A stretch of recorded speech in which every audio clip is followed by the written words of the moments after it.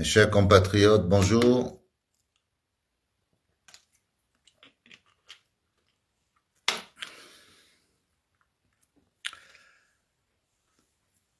Je vous prie de m'excuser.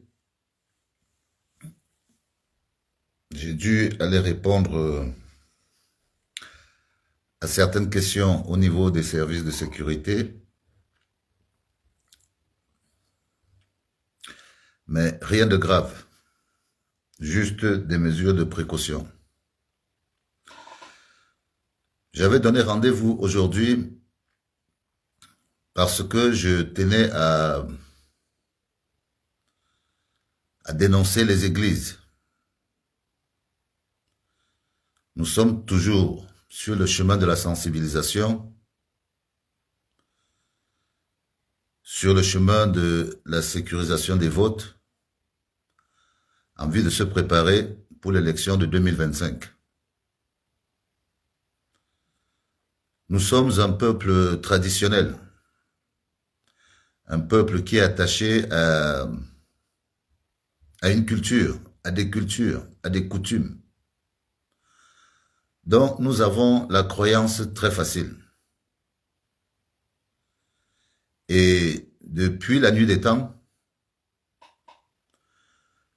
nous voyons un peu partout quel est le rôle de l'Église dans chaque pays.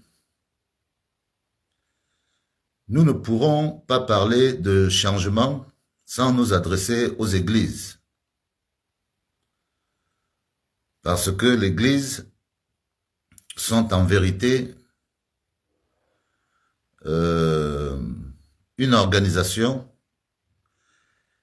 qui sert à canaliser les énergies de toutes les populations là où elles ont été installées, là où elles ont gagné les cœurs.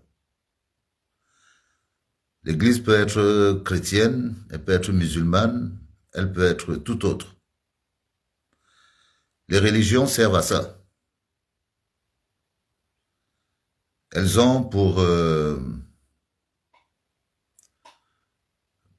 alibi le chemin qui mène vers Dieu. C'est l'alibi des religions. Mais aussi différentes qu'elles soient, elles veulent montrer à leurs croyants que c'est elles qui ont la vérité pour aller vers Dieu. Mais Dieu n'est pas le problème des religions. Le problème premier des religions, c'est d'abord de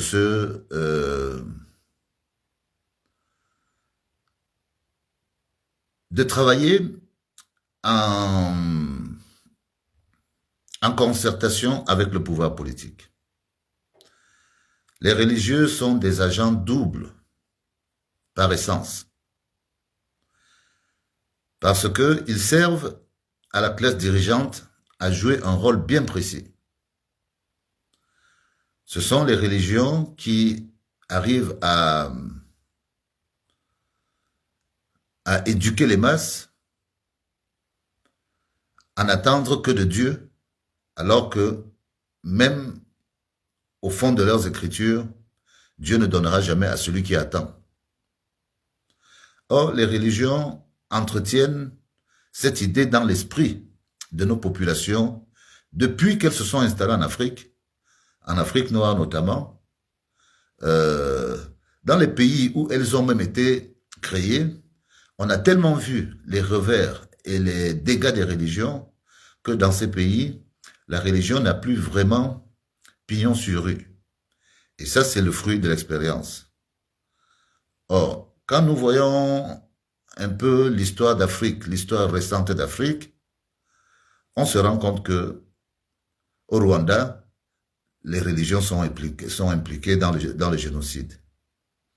Au Congo, où il y a des problèmes, les religions sont impliquées dans ce qui se passe là-bas au Congo. Au Cameroun aussi, on apprend que le pouvoir rémunère les responsables religieux de bords différents. Donc la religion joue un rôle auprès du pouvoir qui est un rôle de maintenir les populations en attendre que de Dieu. Or, nous nous sommes convaincus que Dieu aidera l'homme quand l'homme aura lui-même pris le temps de réfléchir à sa situation et au moment où il prendra son destin en main. C'est là où Dieu aidera l'homme. Mais le fait de dire aux gens d'aller prier tous les jours, de dire que tout est normal parce que c'est Dieu qui décide, c'est là où on se retrouve dans une tromperie qui fait que à chaque fois que les peuples veulent s'émanciper, les religions se retrouvent toujours du côté de ceux qui oppriment les peuples. Et moi, je crois qu'il est de mon devoir de dénoncer déjà la grande religion catholique, qui, pour moi, est un agent, je dirais même triple.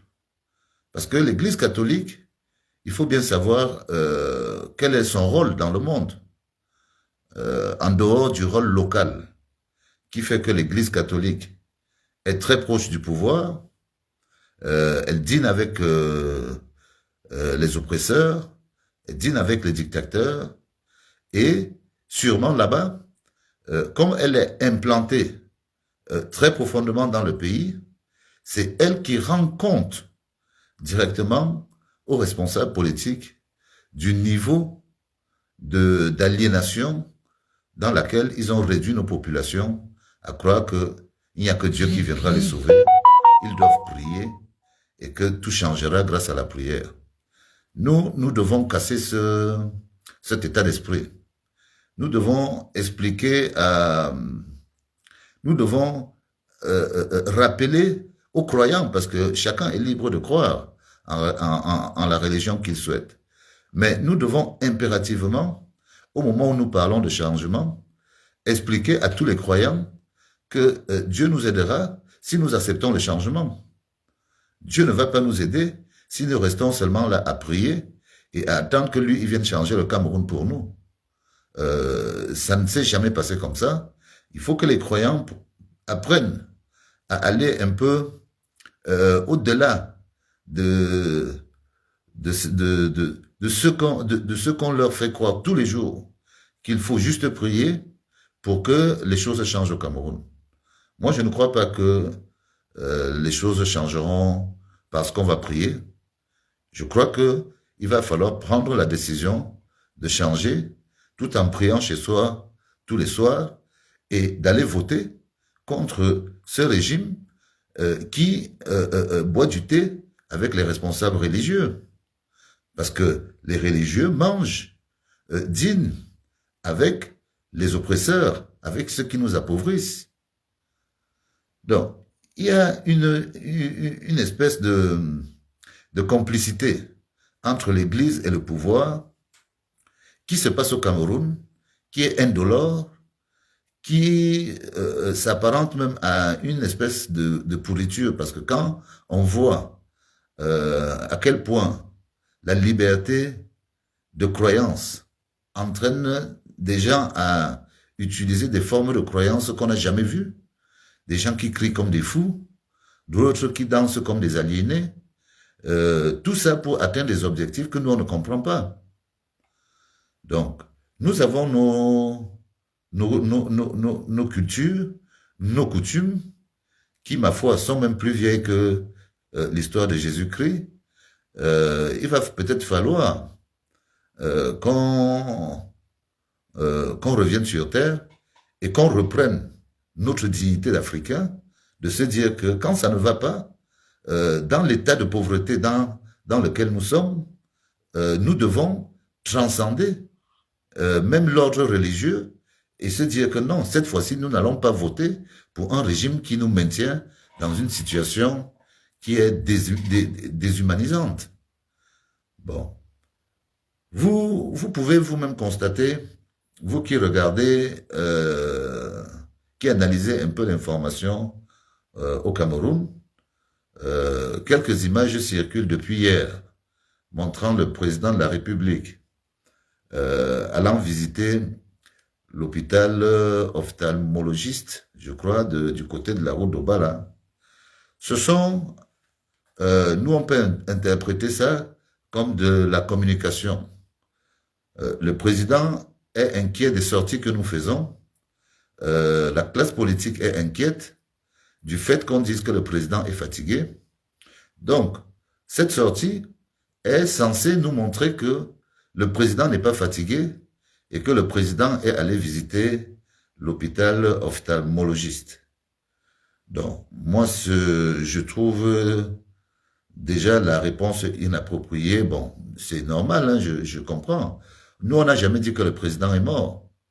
On a dit que le président est fatigué. C'est ça qu'on dit. Et c'est ça qu'on continue de dire. Et puis, quitte à donner des conseils de communication au président de la République, je crois que ce n'est pas à l'hôpital d'ophtalmologiste que le président aurait dû partir. Parce que le président ne se soigne pas au Cameroun par habitude. Le président, lui, se soigne ailleurs. Donc, aller à l'hôpital ne nous parle pas. Ce n'est pas une démarche politique honnête qui peut nous rendre sensibles. Moi, j'aurais préféré voir le président aller faire un tour au marché Melaine, voir un peu comment les rues de Melaine sont dévisagées à cause des secousses qui se passent au Nozo. Si le président de la République veut vraiment nous démontrer qu'il est en activité, moi, j'invite tous les communicants du président de dire au président d'aller faire un tour du côté de Melaine à Yaoundé, qu'il aille voir un peu ce qui se passe au marché Melaine. Nous, on pourra comprendre que le président a encore une certaine forme pour ne pas trop nous inquiéter. Mais nous, sur l'image du président qu'on a vu, on dit bien que nous, on n'a jamais dit que le président est mort. Donc, le président est là, il marche, on le voit, mais le système, lui, il ne permet pas de calmer les populations parce que ça ne change rien. Ça ne change rien. On garde juste la confiance du fait que on se dit que le président va bientôt faire une transition politique et on s'attend à ce qu'il la fasse en 2025 ou avant. Ça dépend de comment il va décider d'organiser cela. Mais nous devons continuer à sensibiliser le peuple parce que nous, dans la société civile, nous voyons ce que les gens subissent. Nous voyons ce que les gens subissent. Donc nous parlons de ce que nous croyons être utile aux gens, aux petits gens d'en bas. Nous, on ne parle pas pour atteindre des postes au sommet ou pour faire quoi que ce soit. C'est pour continuer à profiter de notre liberté sur la base de ce qui a déjà été fait. Donc, nous vous remercions déjà d'avoir communiqué sur l'état du président. Ça rassure au moins un certain point, mais ce n'est pas ça qui va nous encourager à voter pour lui en 2025, parce que 2025, on attend autre chose. On se dit qu'il a le temps d'organiser une transition.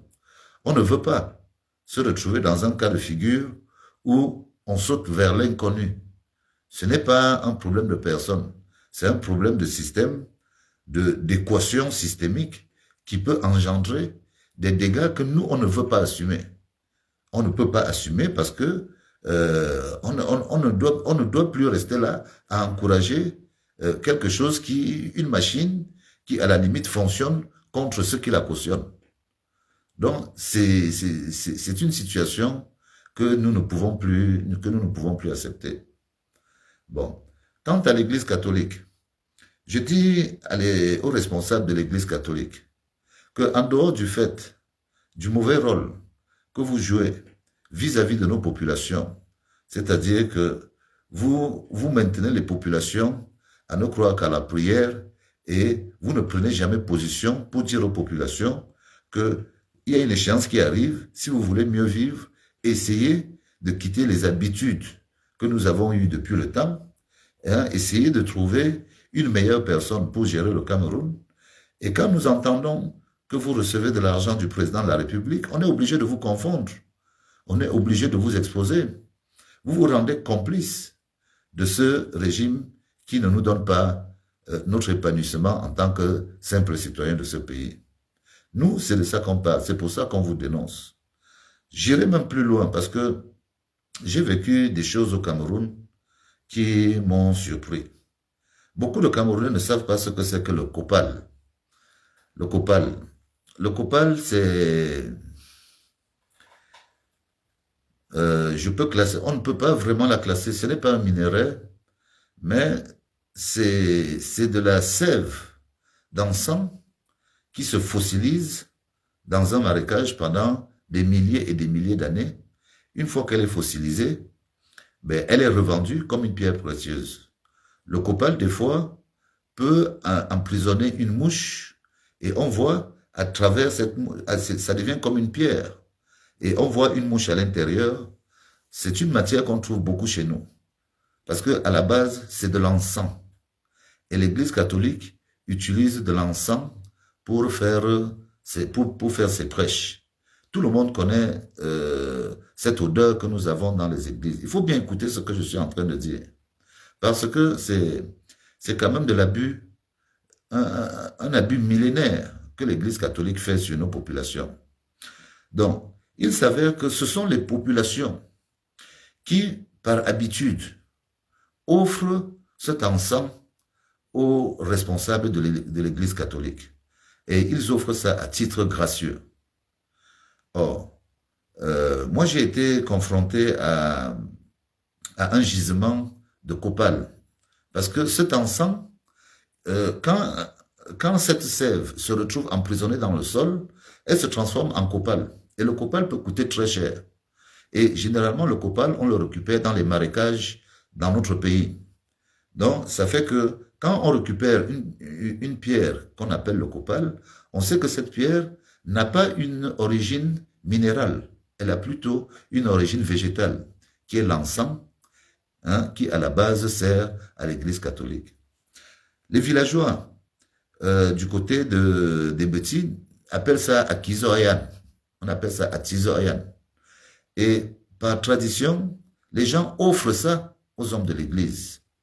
Après, les prêtres prennent ça, ils font des prières.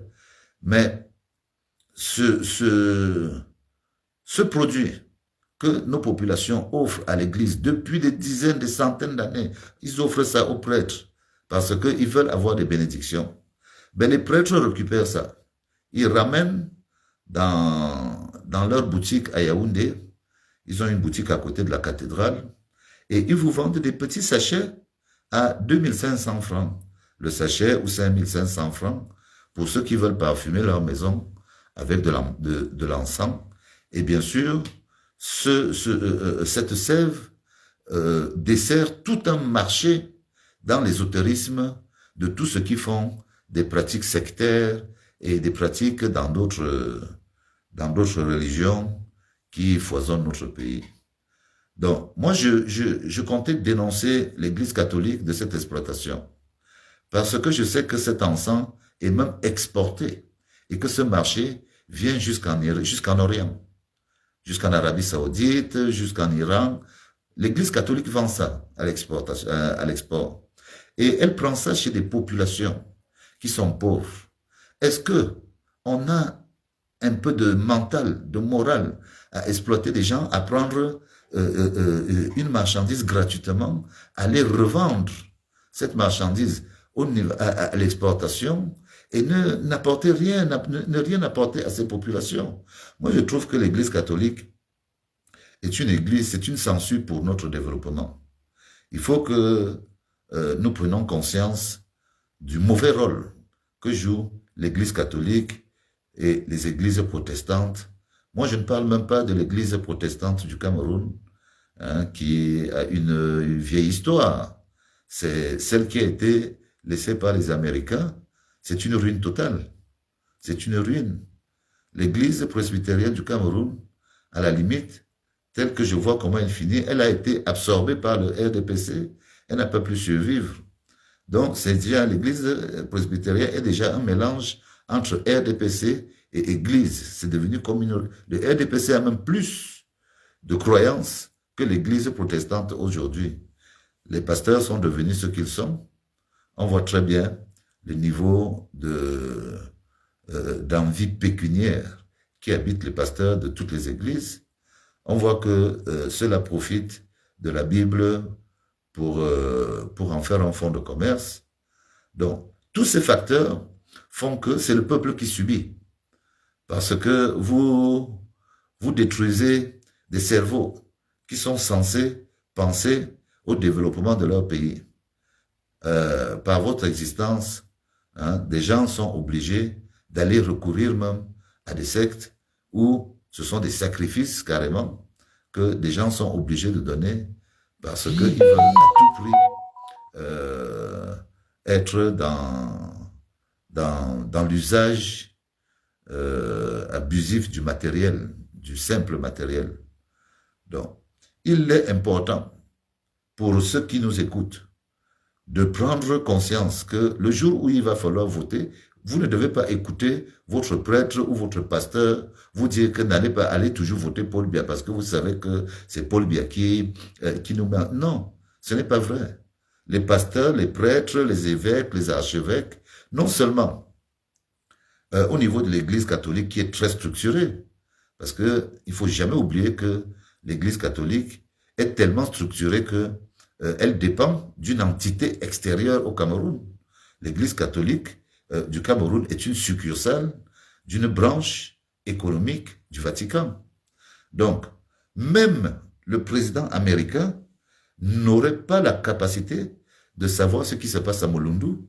S'il arrive quelque chose à Mulundu, il faut du temps pour que le président américain soit au courant de ce qui se passe. Or, s'il appelle le pape, dans les 30 minutes qui suivent, le pape va appeler Yaoundé. Yaoundé va joindre le prêtre qui est du côté de Mulundu et le renseignement sera vite donné. Donc, l'Église est aussi un service de renseignement au service des grandes puissances du monde afin de nous mettre sous cap à l'échelle internationale et bien sûr, elle travaille en adéquation avec le régime en place pour maintenir les populations dans une vie inerte où elles ne doivent pas réfléchir à ce qui est bon pour elles. Ça, c'est une vérité qu'on doit dire aux responsables religieux que vous êtes aujourd'hui devant le peuple. Nous, on ne dit pas aux gens de ne pas croire en Dieu, ce n'est pas ça la question. Nous, on dit aux gens que la religion et Dieu, ça peut être deux. Parce que les préconisations, ce que demande Dieu, est souvent le contraire de ce que demandent les religions. Quand vous voyez vous-même que des préconisations viennent de la direction des religions pour que on applique le mariage homosexuel entre les hommes dans l'Église catholique, ça paraît anodin, mais c'est une culture longtemps entretenue dans l'Église catholique. Hein? Il faut déjà se demander pourquoi est-ce que les prêtres sont célibataires, pour comprendre les raisons, ce qui anime l'Église catholique dans son idéologie. Donc, moi je ne viens pas parler de tout des fonctionnements malsains de l'argent dans l'Église. Ça a été démontré au niveau du Vatican. On sait que l'Église catholique blanchit l'argent de la drogue. Les banques du Vatican, hein, quand elles blanchissent l'argent de la drogue, que tous les dictateurs y ont des comptes, que beaucoup d'argent sale tournait dans les banques du Vatican. On ne sait pas si c'est fini. Ce pape nous a fait comprendre ça. Et quand on voit aussi au Cameroun, comment est-ce que dans les séminaires, il y a comme une acceptation d'une forme d'homosexualité des gens qui ont quand même un certain savoir. C'est-à-dire que on a des homosexuels qui sortent des séminaires, mais qui sont des intellectuels. Ce sont eux les plus dangereux de notre société. Parce que quand ils arrivent, pour ceux qui reviennent dans la branche de la gestion des hommes, on se retrouve à avoir l'homosexualité comme une norme sociale. Or, l'homosexualité ne peut pas être une norme. Elle peut être acceptée parce que la nature a créé des caractères différents et on peut comprendre que la morphologie biologique d'un individu lui donne des penchants autres, ça peut légitimement se comprendre. Mais en faire une promotion pour que ce soit une norme de notre société, moi je crois que nous devons exprimer sur ce point particulier toute la résistance qui va nous permettre de gagner, de laisser nos traditions être au-dessus de tout ce qu'on nous impose de l'extérieur. Nous ne sommes pas là pour critiquer les autres. Mais comme je l'ai dit, le jour où l'Occident acceptera de voir les polygames marcher librement en Occident, peut-être qu'à ce moment-là, les Africains accepteraient de voir aussi des homosexuels marcher dans leur société. Ça doit être une forme de donnant-donnant culturel, mais non une imposition d'une culture sur une autre. C'est un peu ça qu'est le combat.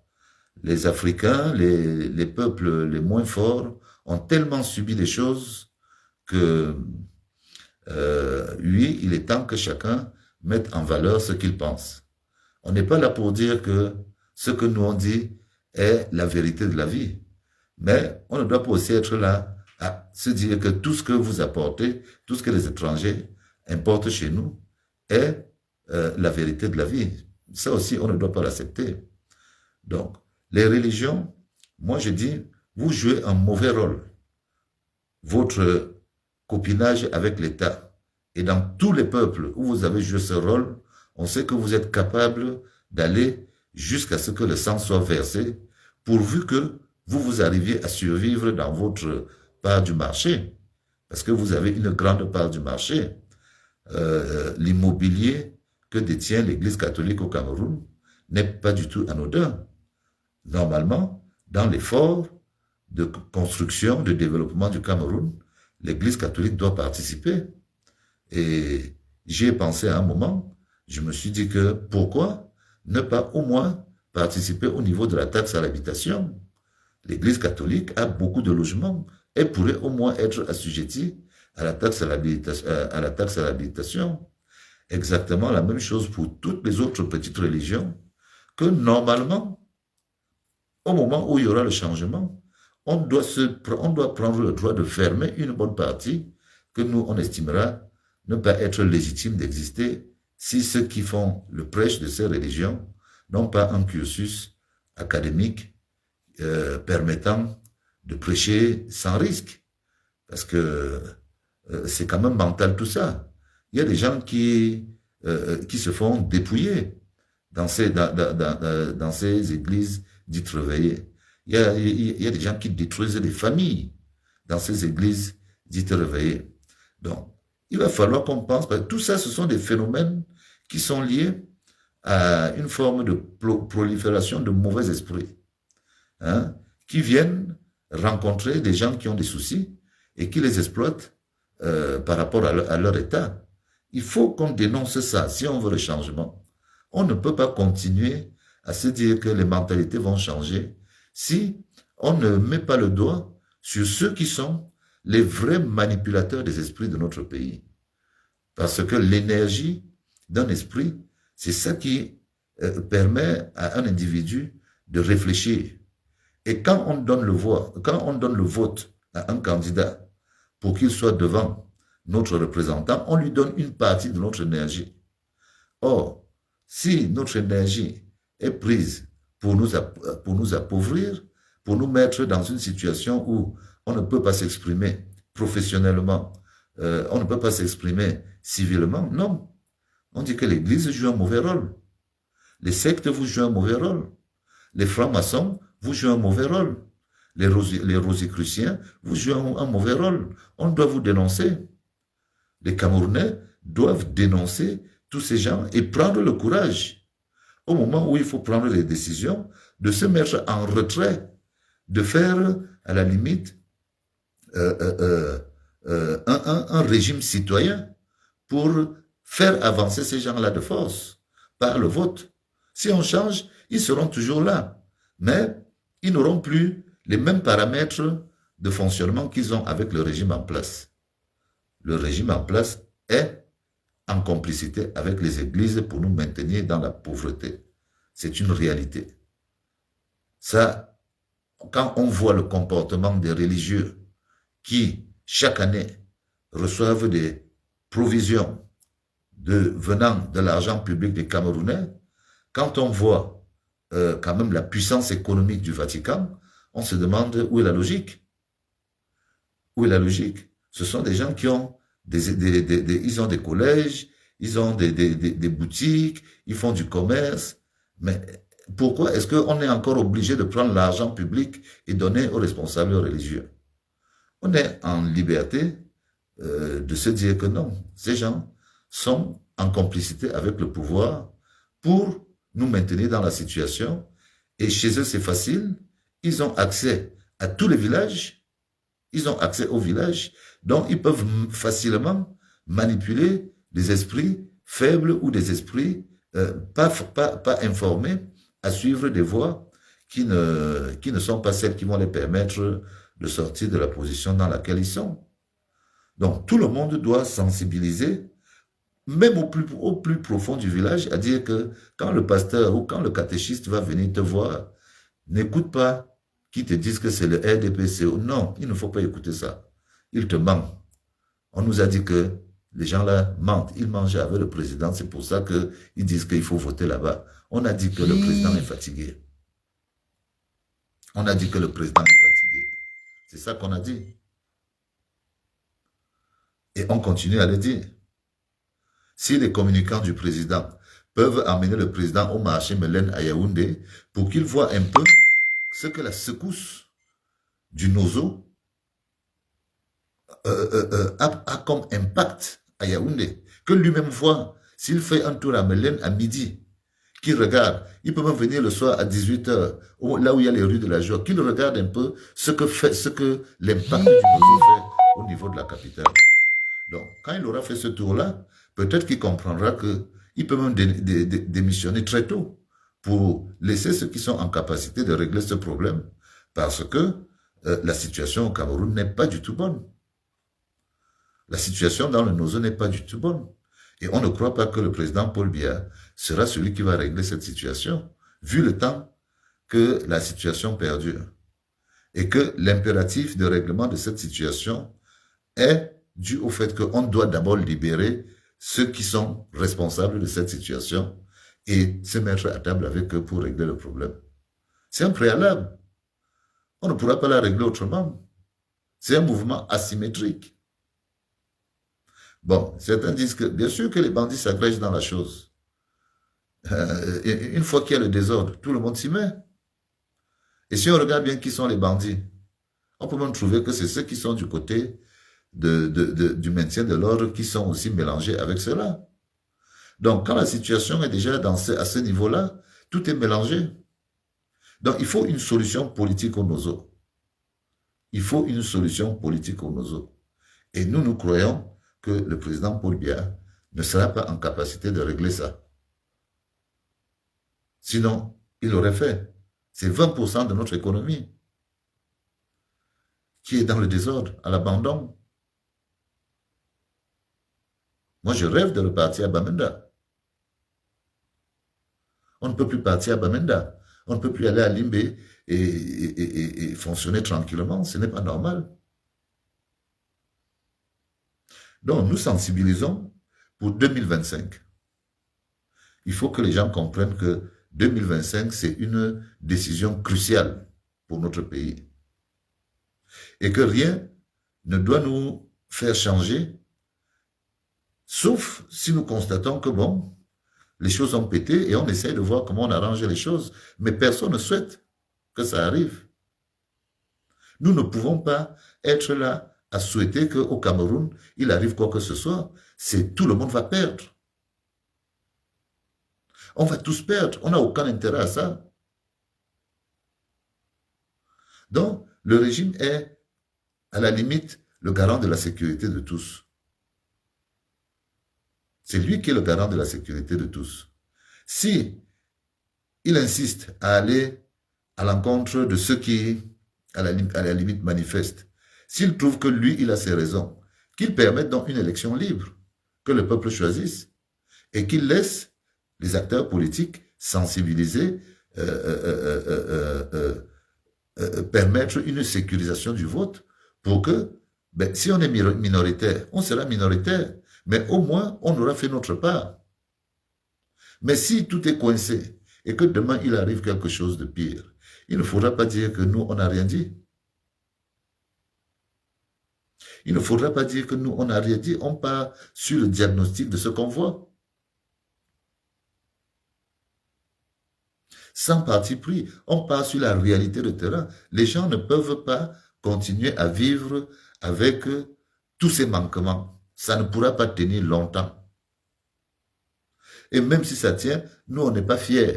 On n'est pas fiers de voir la situation dans laquelle on est. Que Douala était mieux il y a de cela 30 ans. Yaoundé était mieux il y a de cela 10 ans. Mais on ne peut pas fonctionner en regardant l'arrière.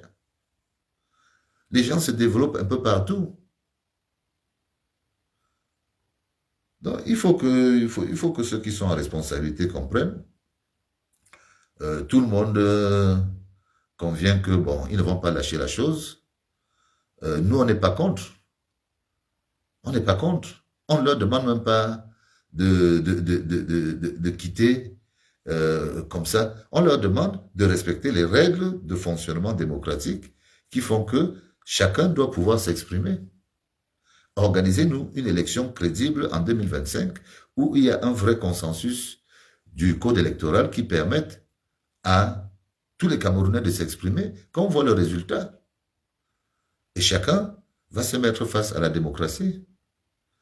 Mais pendant ce temps, comme nous savons déjà quels sont les paramètres d'organisation, nous on s'est pris avant et on doit dire à nos frères, à nos sœurs que le bulletin de vote Paul Biya n'est pas un bulletin qui nous a rapporté.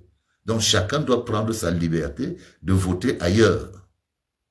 Et nous, on regarde ce qui se passe avec les responsables politiques pour savoir, pour se dire que telle personne sera la meilleure personne au moment précis. Le jour dit, comme on a souvent eu l'habitude de le répéter.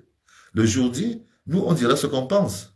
Et à ce moment-là, on s'engagera. À ce moment-là, on s'engagera. Mais il nous faut une alternance claire, changement de génération, de paradigme. C'est ça qu'il nous faut. Et ce n'est pas à Paul Biya de nous mettre ça en place. Nous, on ne lui demande pas ça. On ne lui demande pas ça. On lui demande de préparer une élection crédible pour que, en 2025, au moment où nous, on l'accompagne en Vomoka, qu'il soit fier au moins de voir son successeur qui ait une passation de service démocratique. C'est là où il aura toute la grandeur. Et après, le résultat de son travail, on le fera calmement. On le fera calmement. Et nous, on rentrera au village, on ira lui dire bonjour en Vomoka. Parce que ça restera notre frère. C'est ça que nous on demande. C'est ça que nous on demande. Et notre rôle est donc de présenter, comme ce n'est pas une affaire de boulot. J'étais dans le Djailobo, où j'ai parlé à mes frères, je les ai accusés de tous les noms, ils sont responsables, ils ont mal accompagné le vieux. Maintenant, je pars ailleurs. Je vais montrer aussi ceux qui ne sont pas boulot, mais qui ont aussi participé à amener le président dans cette situation. Parce que la situation est collective. Nous sommes en quelque sorte tous responsables de l'échec de M. Biya. Il y a une image vidéo qui passe très bien en ce moment où un colonel explique bien que regardons juste les papiers. S'il n'y a pas de corrupteur, il n'y aura pas de corrompu. Bon, si on regarde juste les papiers, mais très peu de personnes, je dis si la police se met à regarder les papiers au Cameroun, il y a 3 quarts du parc automobile qui va en fourrière. C'est aussi ça la vérité. Il y a 3 quarts du parc automobile au Cameroun qui part en fourrière si on dit aux policiers de faire leur travail. Donc, on s'est accommodé à la corruption.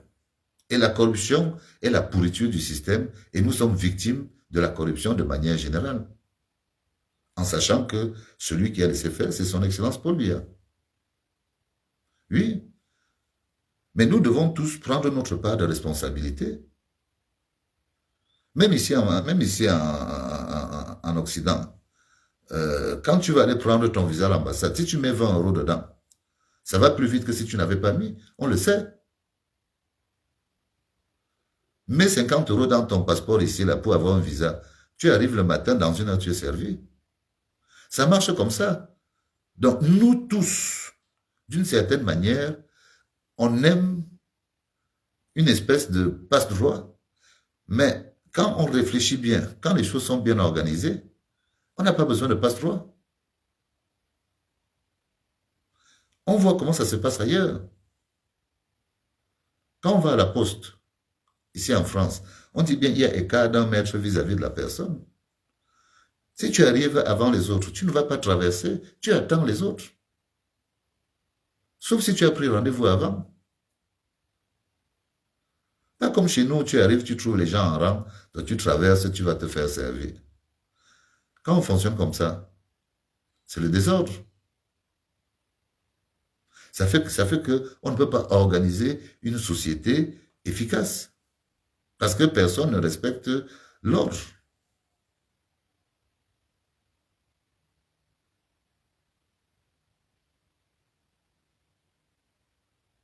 Les voyageurs doivent quand même apporter le meilleur de ce qu'ils voient.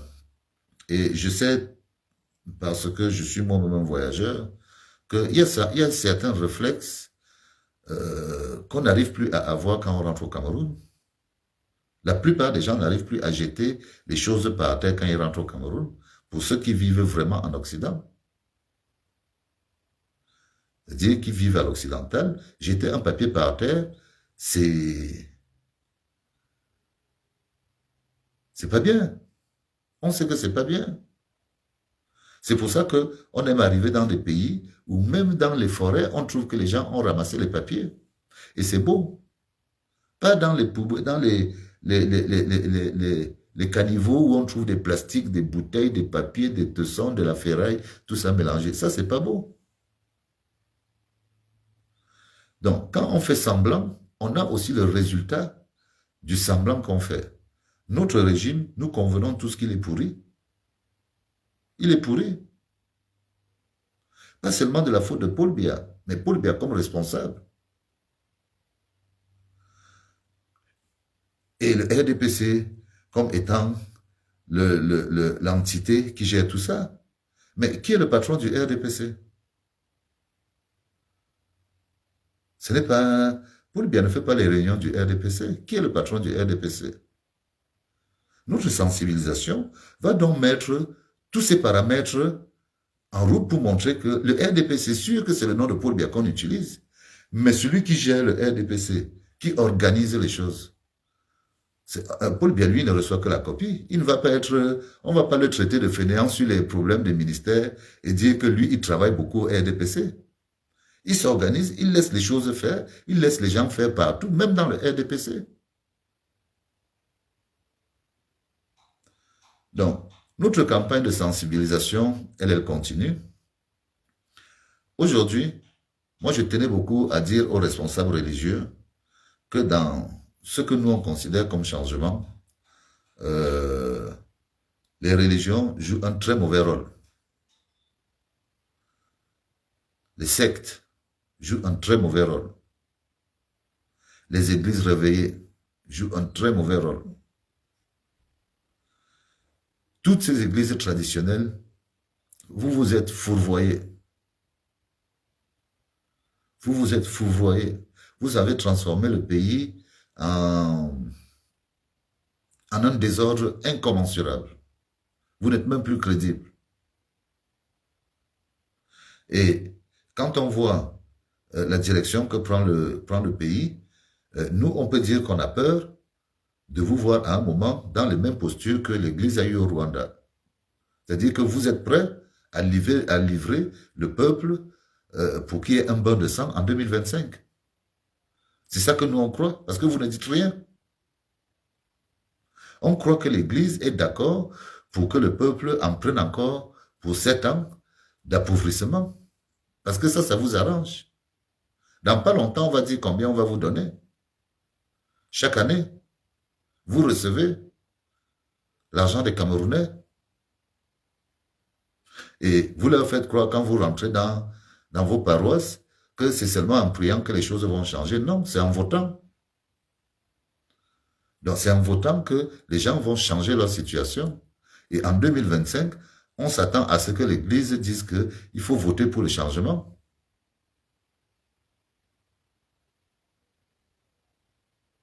Nous, on fait notre part. On fait ce qu'on peut.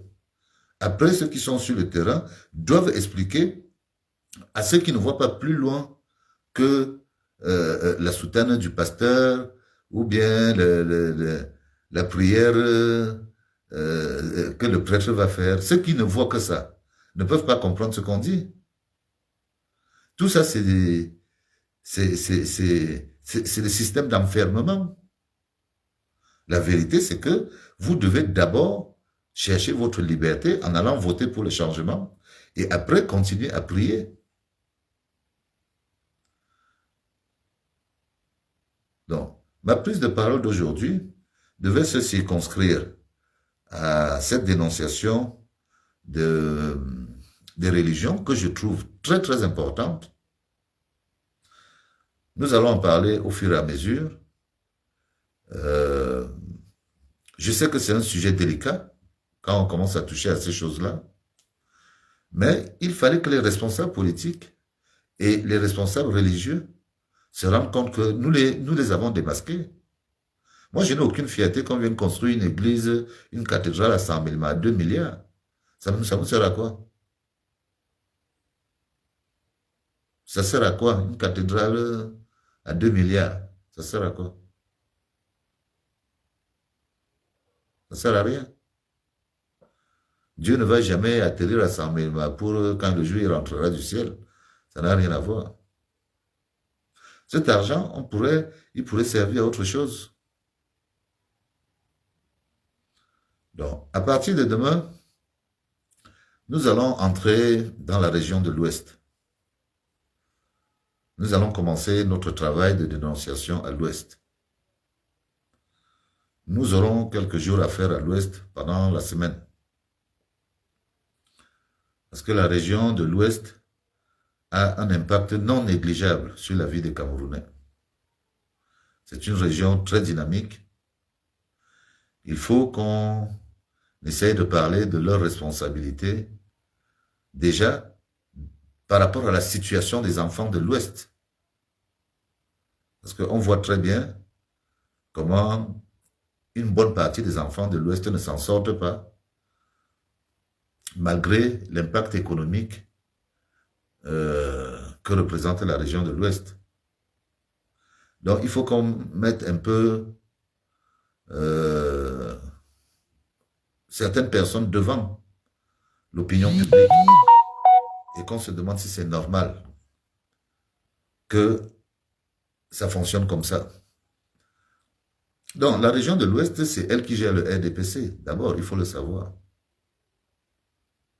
Ça, il faut le comprendre que le patron du RDPC est de Tcham. Et c'est lui qui organise tout. Donc, demain, nous allons, je vais vous communiquer l'heure à laquelle on parlera de la région, le premier personnage qu'on va utiliser dans la région de l'Ouest, pour que les Camerounais, parce que je serai obligé d'utiliser un personnage pour un direct. Je suis obligé. Tellement, pour moi, l'impact est grand. Par rapport à la gestion du régime, au maintien du régime, il y a des personnages qui vraiment n'ont aucun intérêt que le régime change. Parce que c'est du pain béni pour eux. Le régime est du pain béni pour eux. Donc, nous allons commencer à préparer la semaine. Hein, vous savez, moi, je suis prêt à partir. Je vous remercie beaucoup pour tous ceux qui prennent le temps. Que chacun fasse le travail de son côté. Demain, nous attaquons les choses sérieuses. Donc, je vous souhaite une bonne fin de week-end.